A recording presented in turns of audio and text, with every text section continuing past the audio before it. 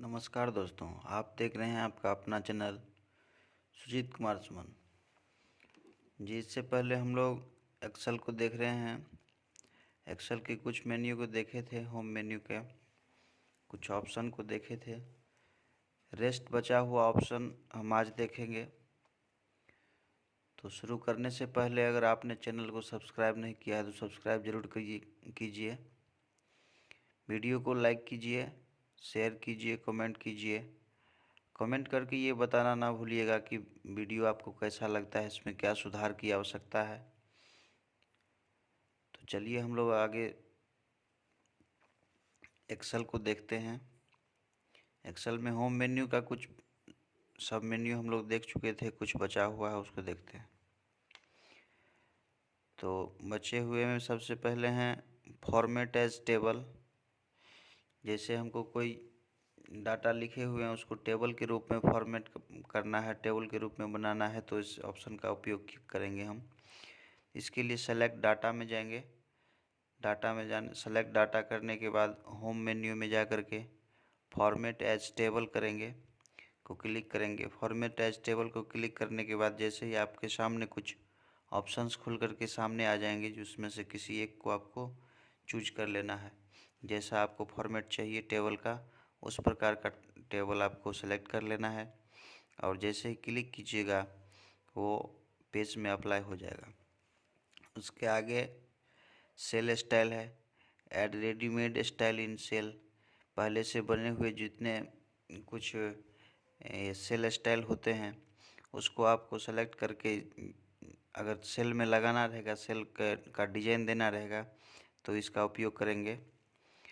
तो इसके लिए सेलेक्ट सेल में जाएंगे, होम मेन्यू में जाएंगे। होम मेन्यू में जाने के बाद सेल स्टाइल में जाएंगे। सेल स्टाइल में जाने के बाद चूज वन, किसी एक को सेलेक्ट कर लेना है। इसमें भी पहले से बना हुआ आपको स्टाइल मिल जाएगा। जिस स्टाइल को आपको लगाना है, जो आपको पसंद आता है, उस पर आप क्लिक कीजिएगा। वो सेल स्टाइल आपके पेज पे अप्लाई हो जाएगा, उस सेल में अप्लाई हो जाएगा। उसके बाद है इंसर्ट। इंसर्ट में टू ऐड रॉ और कॉलम या सीट। यदि आपको रॉ लगाना है, कॉलम लगाना है, सीट ऐड करना है तो आप इस ऑप्शन का उपयोग करेंगे। जैसे कि मान लीजिए हम लेफ़्ट टू राइट जा रहे हैं, उसमें हमको डाटा तो इस मान लीजिए सीट तो इतना बड़ा होता है कि आपको इस प्रकार का कोई आवश्यकता ही नहीं पड़ेगा जोड़ने के लिए। लेकिन यदि आपने कोई डाटा टाइप कर लिया है, शुरू से अंत तक कोई डाटा आपने टाइप कर लिया है, बीच में अगर किसी प्रकार का कोई डाटा ऐड करना रहा तो उसके लिए बीच में हमको रॉ या कॉलम ऐड करना पड़ता है। उसके लिए इस मेन्यू का उपयोग आप करेंगे। तो इसमें सेलेक्ट रो कीजिएगा। सबसे पहले जहाँ पे आपको ऐड करना है वहाँ पे सेलेक्ट रो कीजिएगा। सेलेक्ट रो या कॉलम जो आपको ऐड करना रहा उसको सेलेक्ट कीजिएगा। सेलेक्ट करने के बाद इंसर्ट में जाना है। इंसर्ट में जाने के बाद चूज वन, किसी एक को या रॉ या कॉलम या सीट, तीनों ऑप्शन में से किसी एक को सेलेक्ट कीजिएगा। सेलेक्ट करने के बाद ओके करने के बाद आपके सामने वो अप्लाई हो जाएगा। इसके आगे डिलीट है, टू रिमूव रॉ कॉलम या सीट। रॉ कॉलम या सीट किसी एक को डिलीट करने के लिए, अगर मान लीजिए उसकी आवश्यकता हमको नहीं है, ये बीच में कोई डाटा हम क्लियर किए हैं तो उसके लिए अब सारा डाटा को फिर से शिफ्ट करना पड़ेगा। तो इससे अच्छा है कि हम उस रॉ या कॉलम को ही ख़त्म कर दें। तो इसके लिए सेलेक्ट रो कॉलम या सीट, जिसको आपको हटाना है उसको सेलेक्ट करके डिलीट रो कॉलम या सीट, जिसको आपको हटाना है उसको आप डायरेक्टली डिलीट मार सकते हैं, तो वो चीज़ वहाँ से हट जाएगा। उसके बाद है auto some. It will add all the selected data. Auto सम का उपयोग करने के लिए इसका उपयोग it will add all the selected data, पूरे जितने सेलेक्टेड डाटा आप डाटा को सेलेक्ट किए रहेंगे उस सब को ये जोड़ता है ऑटो सम। तो इसके लिए सेलेक्ट डाटा करके जैसे ही ऑटो सम का एक बटन ही बना हुआ होता है, तो उसको जैसे ही आप क्लिक कीजिएगा सारा का सारा वो ऐड कर देगा।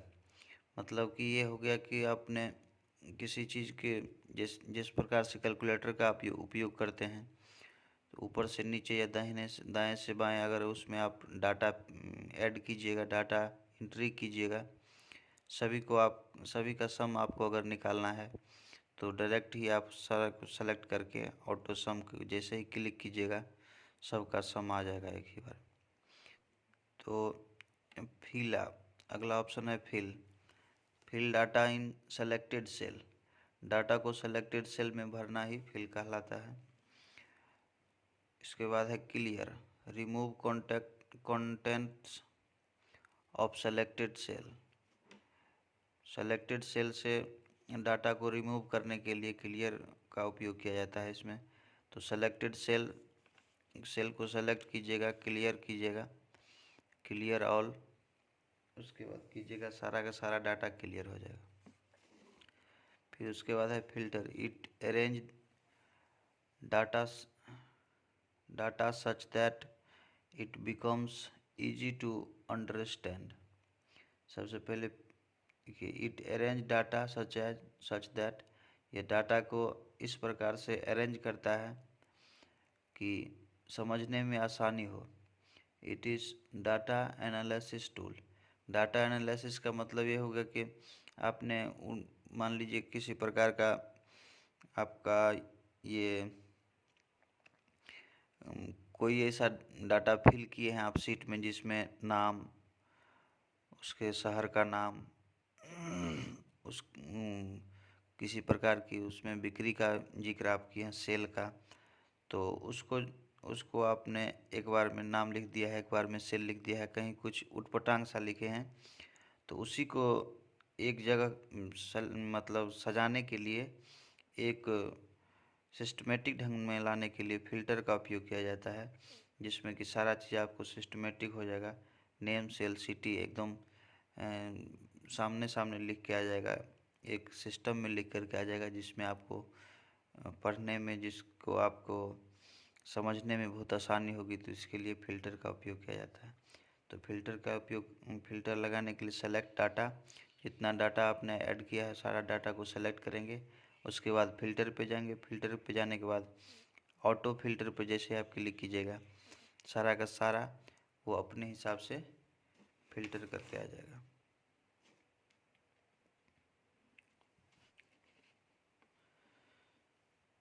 फिल्टर का एक बार फिर से देख लें आप कि it arrange data such that it becomes easy to understand, मतलब यह डाटा को इस प्रकार से सजाता है कि समझने में आसानी हो।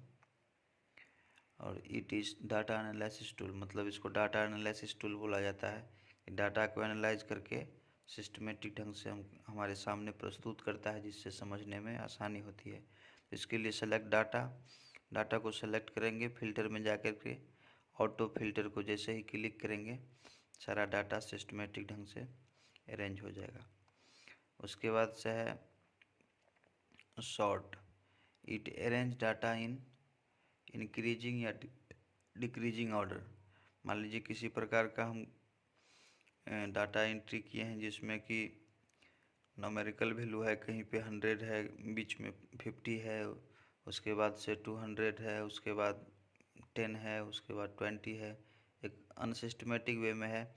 तो उसको इंक्रीजिंग या डिक्रीजिंग ऑर्डर में लाने के लिए हम शॉर्ट बटन का प्रयोग करते हैं। तो इसके लिए आप सेलेक्टेड डाटा, सबसे पहले तो डाटा को सेलेक्ट करेंगे। डाटा को सेलेक्ट करने के बाद शॉर्ट में जाएंगे। शॉर्ट में जाने के बाद स्मॉल टू लार्ज या लार्ज टू स्मॉल, जैसे ही आप क्लिक कीजिएगा, जिस हिसाब से आपको डाटा चाहिए उस हिसाब से डाटा बना करके आपके सामने पेश कर देगा। तो आज के लिए इतना ही। अगर वीडियो आपको अच्छा लगे तो लाइक कीजिए, दोस्तों में शेयर कीजिए और चैनल को सब्सक्राइब करना नहीं भूलिए। साथ ही साथ वीडियो में आपको किसी प्रकार के वीडियो से संबंधित किसी प्रकार के सुझाव देने हैं तो उसको कमेंट बॉक्स में लिखना नहीं भूलिएगा। तो वीडियो देखने के लिए बहुत बहुत धन्यवाद। जय हिंद।